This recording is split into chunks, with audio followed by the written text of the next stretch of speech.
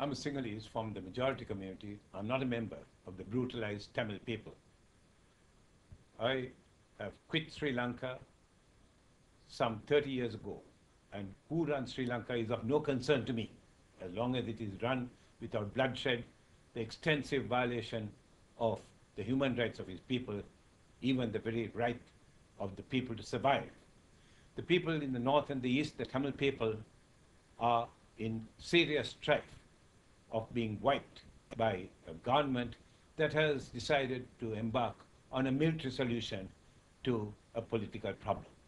It is only the international community that can stop this murderous assault on the Tamil people, and it is to them that I am addressing this presentation.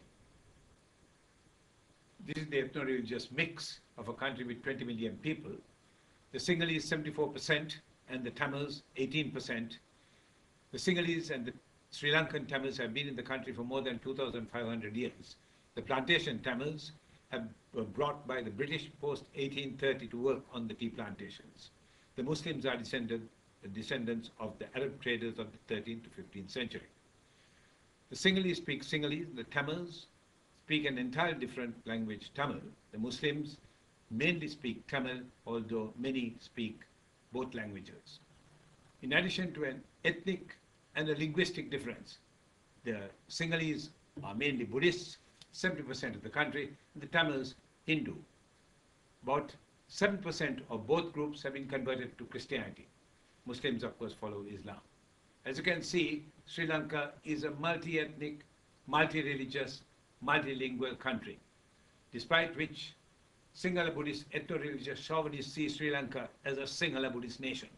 The leading proponents are the Buddhist clergy and Sinhala political opportunists from the entire spectrum of the Sinhala polity, who do so to get into power by discriminating against the Tamils to get the support of the Sinhala majority, 70% of the country. Anti-Tamil discrimination has been severe. It has gone on for some 50 years. The use of the language, the official language, being changed from English to Sinhala only, to the exclusion of Tamil. In education, the bar was set higher for Tamil students to enter the university. That was in 1972. Clear discrimination. In employment, some 95% of the recruits to the public sector have been from the Sinhalese. Today, 99% of the armed forces are Sinhalese.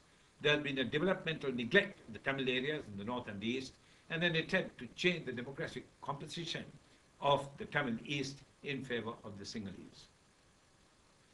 There have been the expected protests by the Tamils. These were non-violent protests, and they were not asking for a separate state or even a federal state. They were asking for a reasonable degree of power sharing.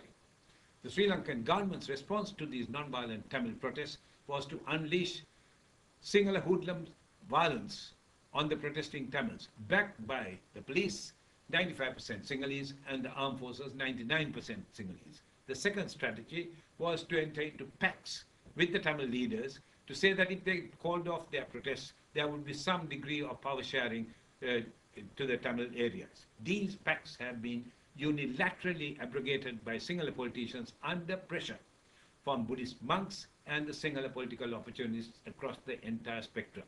It is important to remember this because any agreement with the Tamils and the Sinhala government must be underwritten by the international community, given the record of the Sri Lankan governments for the last 50 years.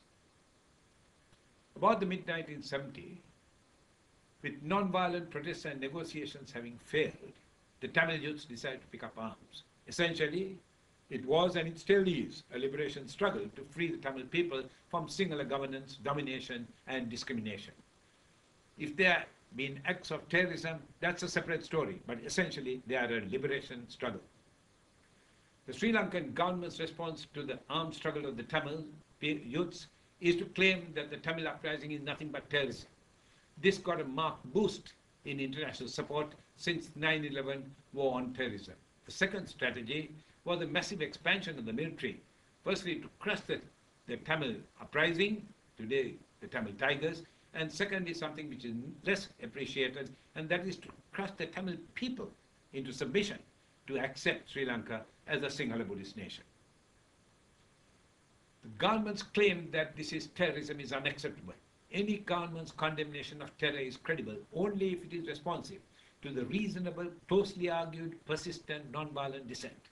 No Sri Lankan government since independence in 1948 has been responsive to the reasonable demands, and in my opinion, very reasonable demands of the Tamil people. And I remind you that I'm not one of these Tamil people, I'm a Sinhalese. Nothing has been spared by the government. Schools, hospitals, churches with hundreds inside, Hindu temples called kovils, markets, homes, businesses. It's all fair game as long as it is Tamil. Cost has been colossal. Tamil civilian lives and property in the north and the east have suffered extensive damage. 65,000 have died and now some 70,000, mainly Tamil civilians. Sinhalese have lost their lives, especially the rural poor, main recruits for the army. There has been massive government military spending, which I'll give you the figures in a minute. There has been soaring cost of living with inflation currently hitting 17 to 20%, grinding poverty in the country. There's increasing foreign debt and economic bankruptcy and the prospect of a failed state. It's certainly a failing state.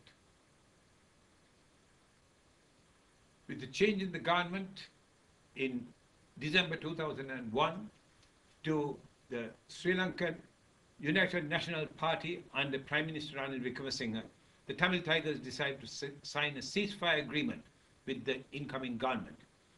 The guns were silenced and the killing stopped. The new president,